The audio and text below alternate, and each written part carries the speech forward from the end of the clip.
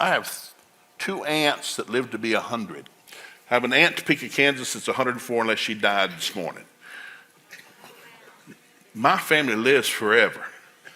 We're older than Methuselah.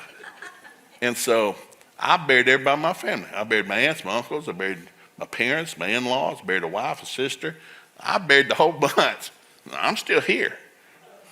I'm not going anywhere. I always believed in my heart I'll be here when the trumpet sounds. And I don't know when that's going to happen, but I'll be here. If I'm 104, I'll be here. Hey, let's get on up. Come on. Because I'm laying up treasure in heaven. The longer I live, the more stuff I'll have in heaven. I'm trying to be a blessing to everybody I meet. Live everybody better than I find them. Smile at everybody. Help everybody. Be a blessing. Give water to the thirsty, food to the hungry. Visit people in prison. Help the orphan. Help the widow. What are you doing? I'm laying up stuff in heaven. I'm greedy. I want a big mansion. I don't want no stinking log cabin on some lake somewhere in heaven. I want the biggest honking thing up there because that's a symbol of my life on earth. What'd you do? I got the biggest house in the neighborhood.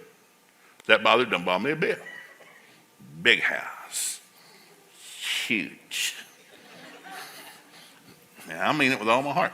Because some people are going to go to heaven and not have nothing. And so I had a brother-in-law.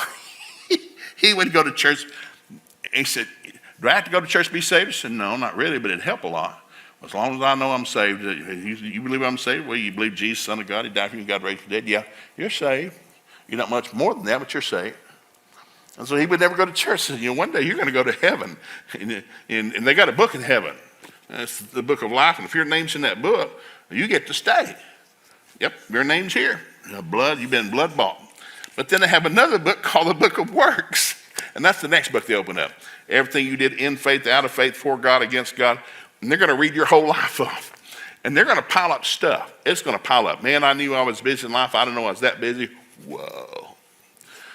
But before you get to take it, St. Peter said, well, Joe, you can't take that just yet. There might be some bad stuff in there.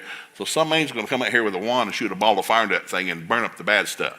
Now I imagine some hairy angel comes up behind a curtain, takes a big wand and shoots a ball of fire into my whole pile of stuff.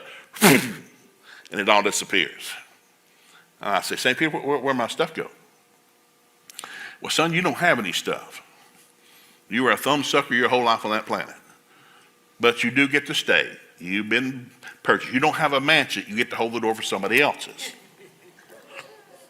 And at the marriage supper, you don't sit at the big table with the adults. You sit at the card table with the other thumbsuckers. Every family reunion, there's a card table for the nobodies. Are you somebody? No, I'm at the card table. Are you eating off a real plate? No, I'm eating off the paper plate.